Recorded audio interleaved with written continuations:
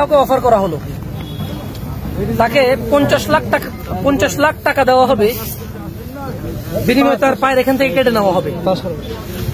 রাজি আছো কেউ? আরে কি বলো, এক পা দিয়ে তো আরেক পা দিয়ে আমরা হাঁটতে পারবো তো? রাজি নাই? 50 লাখ? আচ্ছা 1 কোটি? এক পা না আরেক পা আছে না? কে ল্যাংড়া খোড়া মানুষের বাচ্চা কাচ্চা নাই? ওরা কি জীবন উপভোগ করে না? করে। আল্লাহ সবাইকে তৌফিক দিয়েছে, সবাই যার যার মতো করে জীবন উপভোগ করে, ঠিক না?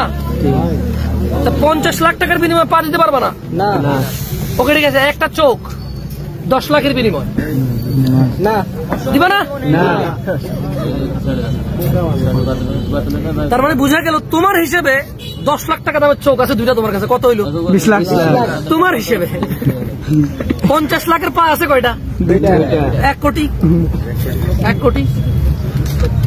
এগুলো তো তারপর রিপ্লেস করা যায়। যেন পায়ের বদলে তুমি প্লাস্টিকের পা লাগাইতে পারবা, লোহার পা লাগাইতে পারবা, কিন্তু আমাদের শরীরে এমন অনেক কিছু আছে যেটার রিপ্লেসমেন্ট নাই। যেমন হার্ট, হৃদয়, যেমন অনেক নার্ভ আছে, মস্তিষ্ক আছে, এগুলো কোনো রিপ্লেসমেন্ট নাই। কি নাই?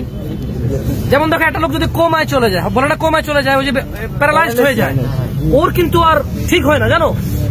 এমন না যে কোনো সুস্থ মানুষের বডির কোন একটা রগ, কোন একটা রক্ত, কোন একটা পার্টস নিয়ে এসে ট্রান্সফার করে দিল ঠিক হয়ে যায়, এরকম তো হয় নাই। হয়েছে?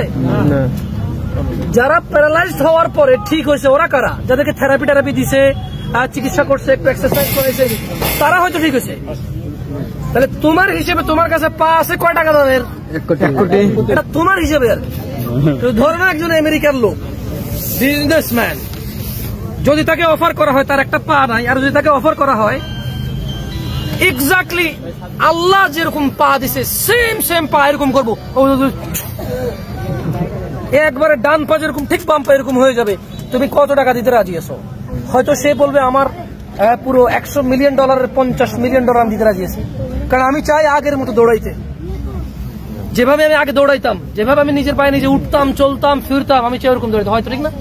তোমার হিসেবে এটা 50 লাখ, তার কাছে এটা $50 মিলিয়ন পা, তার কাছে এটা কত $মিলিয়ন পা? 50 মিলিয়ন। এগুলো কি রিজিক না?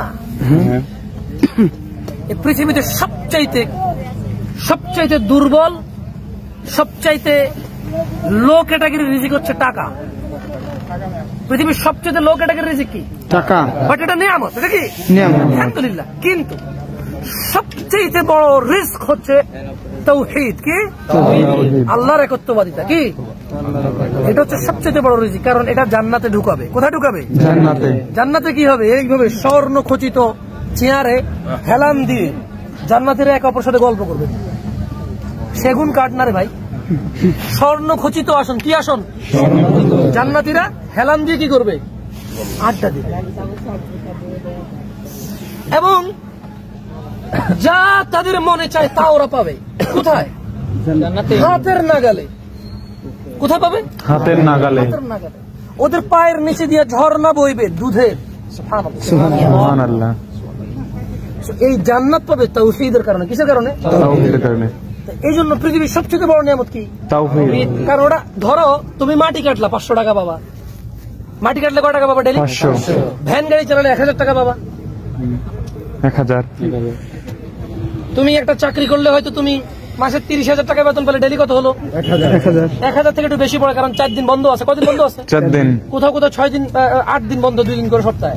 তাহলে তোমার একদিনের বেতন হলো ধরো 1400-1500 টাকা। কিন্তু যে তাওহীদ নিয়ে আসে এর বিনিময়ে সে কি পাবে?